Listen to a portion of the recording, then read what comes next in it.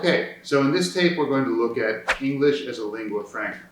Now, English as a lingua franca means that you're trying to communicate successfully to someone in English, where English may not be the primary language for either one of you.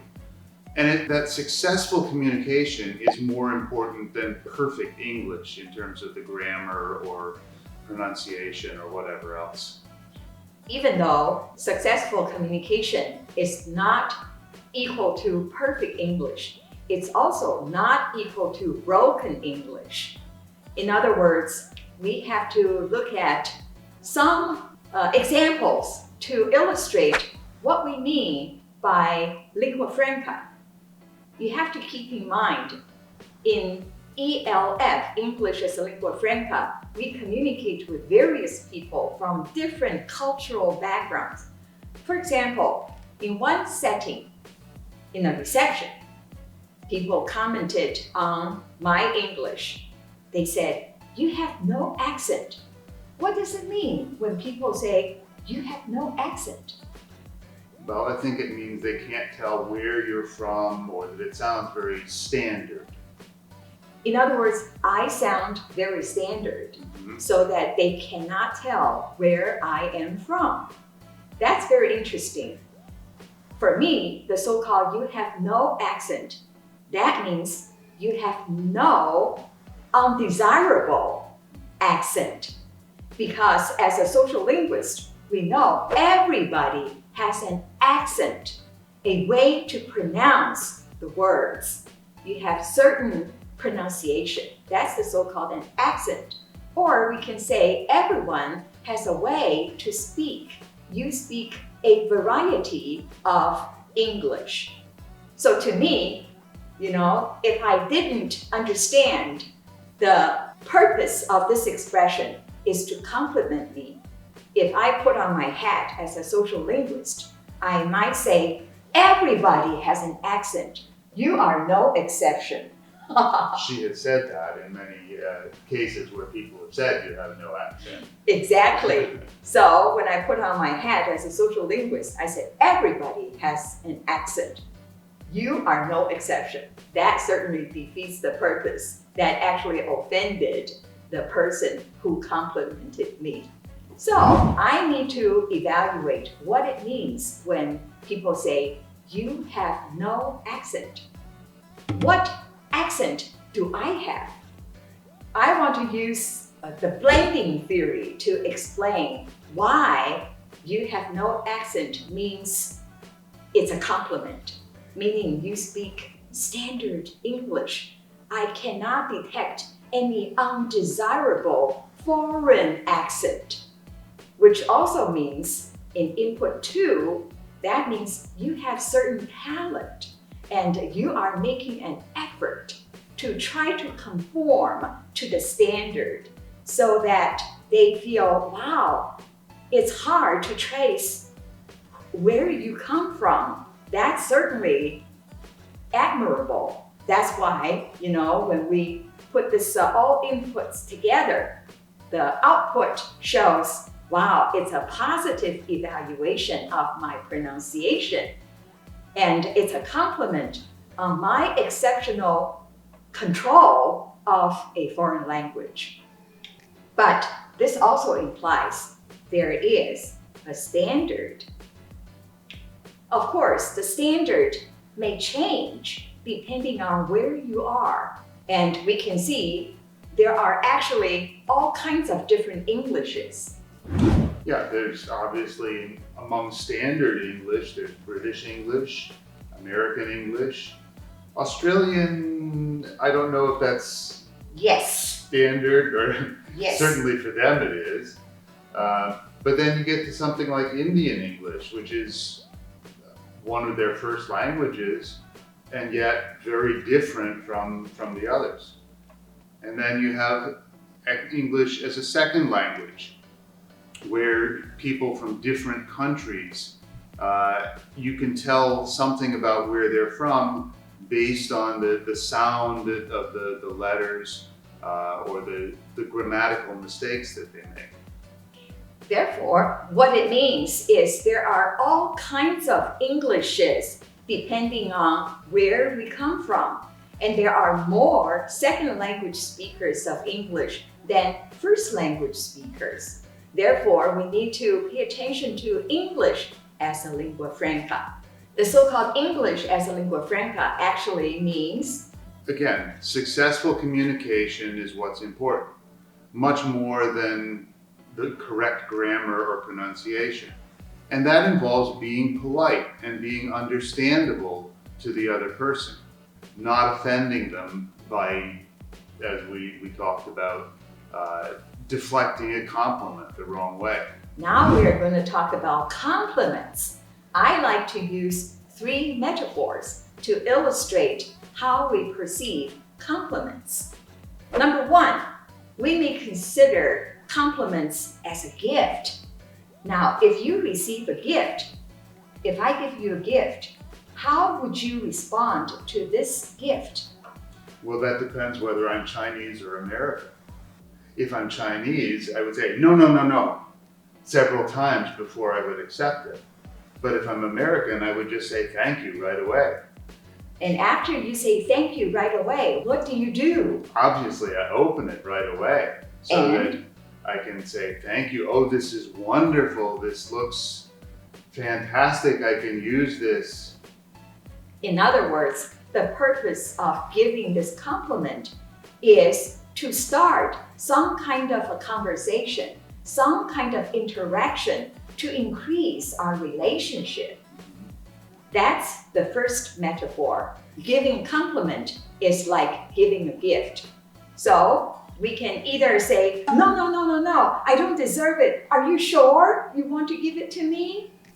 And if you do that, then that stops conversation. And of course, I expect you to say, of course. Yes, but if I'm an American and I don't know that custom of refusing several times, then I just say, oh, now what?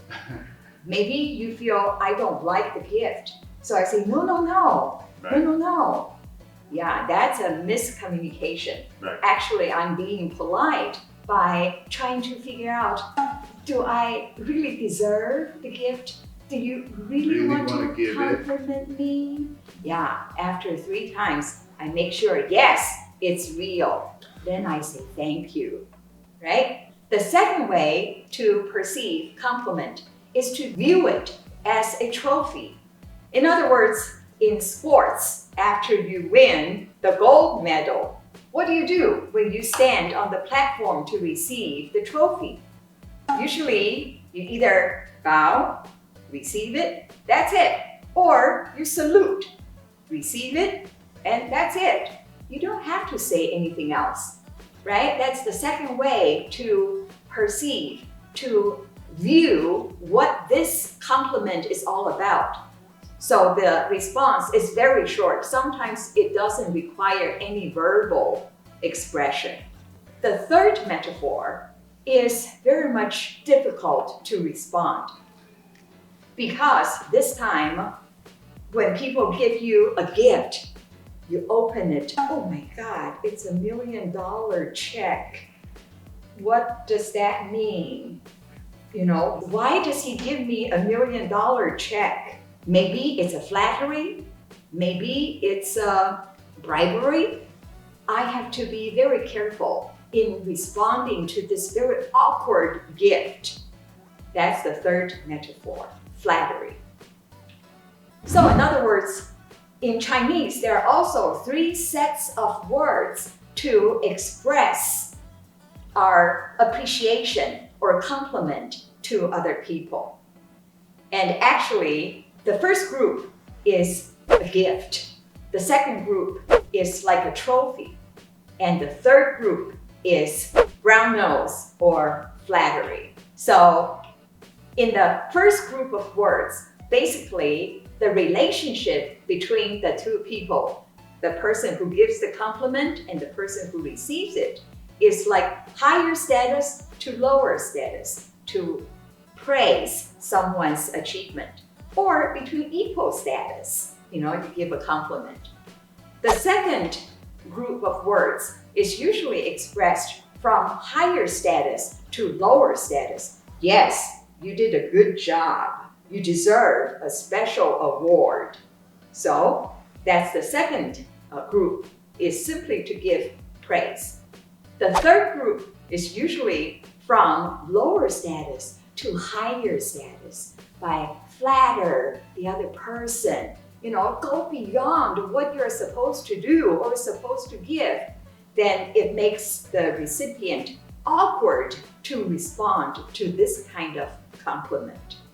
So what's the prototypical compliment in communication is the first kind, which means higher status to lower status or between equal status. Now let's give another example. How do you accept a compliment? Suppose you come to a reception. People notice, wow, your Chinese is so good. Then they say, wow, your Chinese is very fluent. Now there are 4 responses. Before we ask Jerry to choose his response, I would like to give you a short quiz. Those of you who are taking the course, please choose your answer.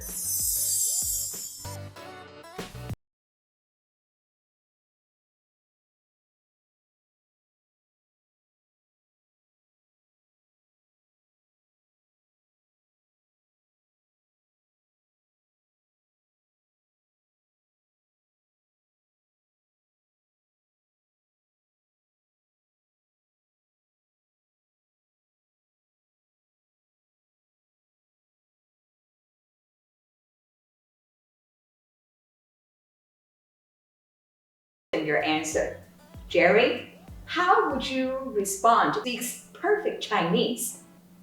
Well, obviously it's not first, because that's the same problem that we talked about before.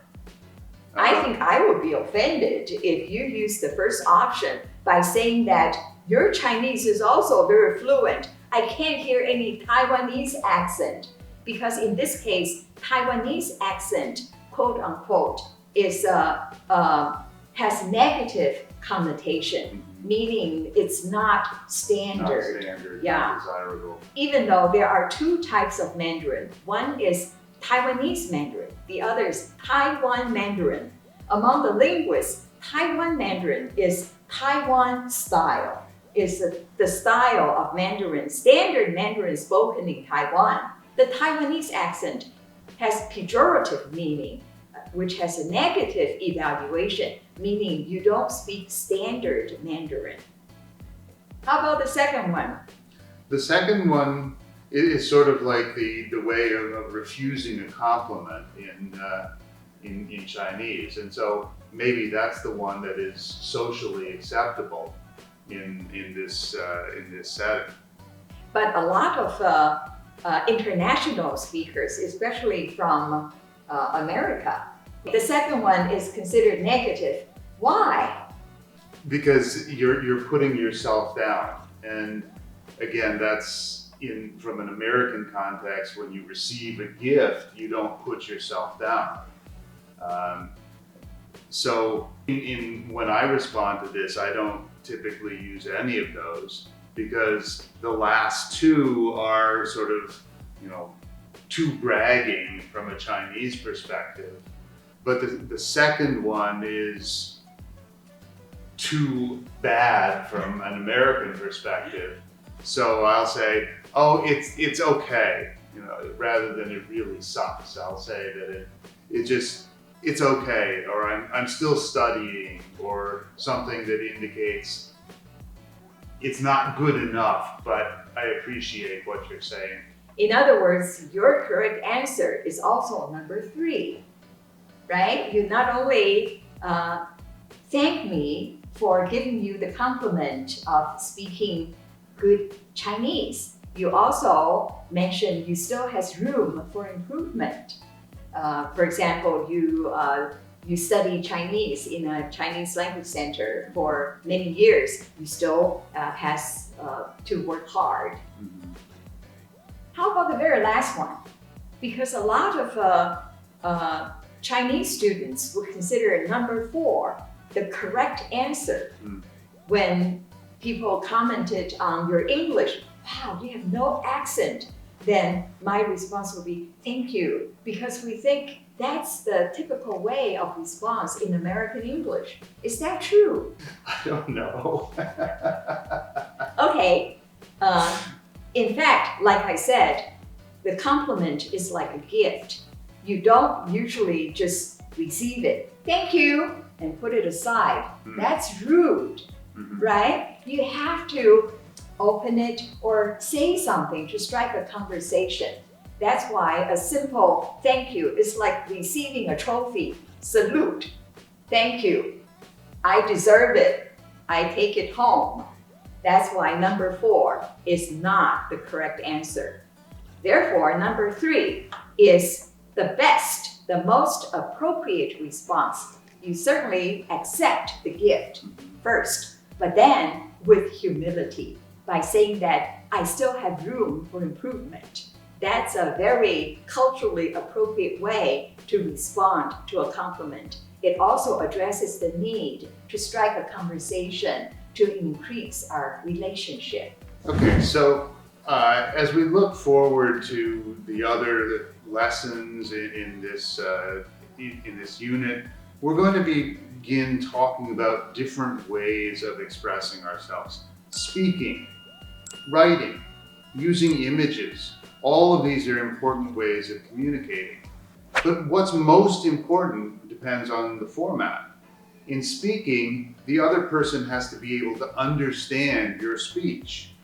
And because of different accents, that's difficult. So intelligibility, making sure that the other person can understand what you're saying, is important. So how do we make ourselves intelligible? Number 1, slow down. Many times we take it for granted with a fast speed, and they can't really understand what I'm talking about. That's impolite, right? People who are speaking their native language don't understand how quickly they speak normally. So we slow down, and we also need to enunciate words clearly so that they know what I am talking about. And also using verbal cues to check to see if the other person is understanding, and be willing to say, either repeat or rephrase something if they don't. So how do we make sure people understand us? One way people usually say is, do you understand? Do you understand? That's certainly not the right way to check whether they understand. It's too dominating. Do you understand? Now, how should we check? Usually people will sort of look like they don't understand. If you pay attention to people's expressions, you can tell whether they understand or not. Or I can say, am I making myself clear? Right? So I put all the burden on me, not on you. That's also a polite way to communicate. How about writing correctly? Okay. Writing correctness in terms of grammar and word use and whatever is far more important than speaking. In speaking, we don't always use exactly the right word, or because we're thinking as we go. But in writing, you expect people to check, to correct, to revise. And so correctness is much more important in writing. In other words, the so-called grammar, there are 2 different types of grammar. One is speaking, the other is writing. In written format, there is a expected grammatical organization, grammatical structure you need to follow in writing, the choice of words and so forth. But in speaking, because there's so many opportunities for you to repeat, paraphrase, depending on the other's response. So it's not as rigorous. It's more spontaneous. But in writing, it's pre-thought, pre-written. So people have certain expectation. And in talking, if someone doesn't understand, you can clarify. In writing, no chance. There's no chance. So you have to be more concerned about clarity. So in writing, it's very much like taking a picture of you. There's no chance, right? It's already done. Then that's your image. Speaking of images, again, clarity of the images is important. And as we look at some of the things like PowerPoint presentations, posters, and other things, the visual images and the clarity of the images is another factor to consider in communication. But basically, communication, as we've said, is about building relationship. And building relationship has to do with politeness. It has to do with understanding one another and being polite to one another in the accepted form of the culture. And that means if we're communicating in English, we need to understand English forms of politeness. And so again, that will be one of the things that we'll talk about in various types of communication over the next few weeks.